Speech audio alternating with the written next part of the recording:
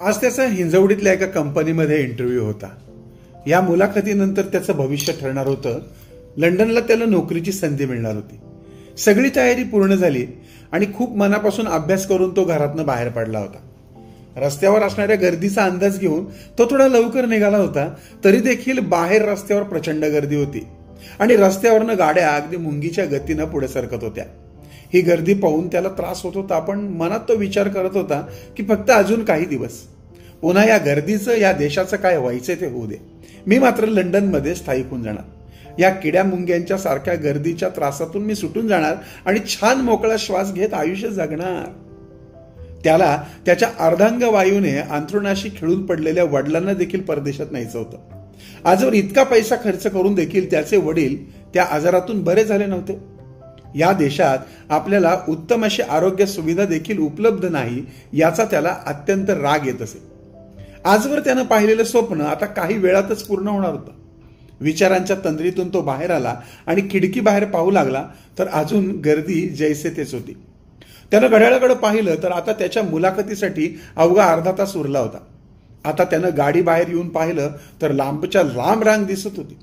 अरुंद असणाऱ्या एका पुलावर रस्त्यावर असणाऱ्या खड्ड्यामध्ये एका ट्रकचं चाक अडकलं होतं आणि त्यामुळे वाहतूक खूप संथ गतीने सुरू होती आणि त्यामुळे पाठीमागे रस्त्यावर असंख्य वाहनं अडकून पडली होती। दुचाकी आणि चारचाकी वाहनांची गर्दी तर इतकी होती की चालत जाणं देखील शक्य नव्हतं। हळूहळू जसजसा वेळ जाऊ लागला तसतसा तो काळजीने ग्रासू लागला। त्यानं ऑफिसमध्ये फोन लावून उशिरा होण्याबद्दल कळवलं असताना त्याला जर तो वेळेत आला नाही तर ही संधी दुसऱ्याला मिळेल असं सांगण्यात आलं आणि आता तर तो अक्षरशः रडू लागला। पण या गर्दीला आणि इथे अडकलेल्या प्रत्येकाला आपापले प्रश्न पडले होते। कोणालाही याच्याकडे लक्ष द्यायला वेळ देखील नव्हतं। शेवटी अगदी डोळ्यादेखत घड्याळाचे काटे पळत सुटले आणि त्याला मॅनेजरने फोन करून दुसऱ्या कोणाची तरी लंडनसाठी निवड झाल्याची बातमी दिली आणि आता तो खिन्न मनाने उदास होऊन घरी परतला। घरी उत्साही वातावरणाने आणि आनंदी मुद्राने त्याची वाट पाहणारे वडील आणि इतर सदस्यांना पाहून त्याचा बांध फुटला आणि तो जोरजोरात रडू लागला। आज ट्रॅफिकनं आणि रस्त्यावरील खड्ड्यानं त्याच्या आयुष्याला मिळणारी कलाटणी ही आज मिळाली नव्हती।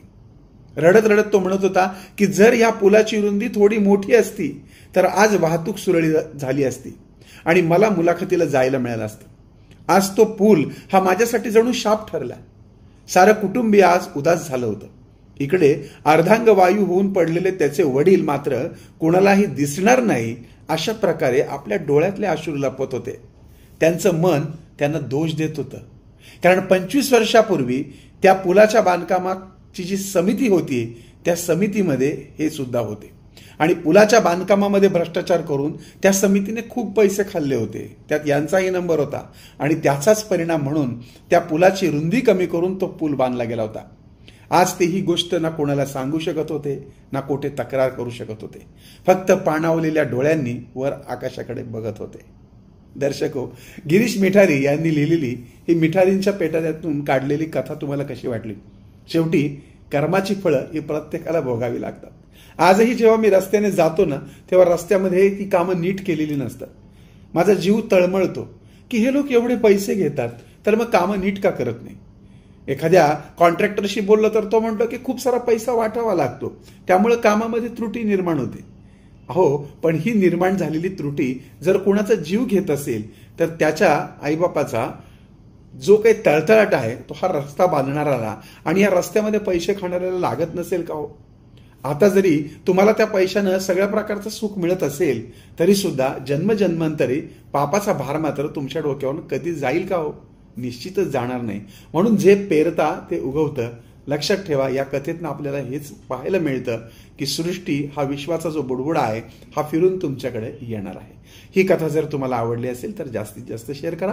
पुन्हा भेटूयात पुढच्या भागात। तोपर्यंत तुमच्या आनंद पिंपळकरचा तुम्हाला ओम साईराम।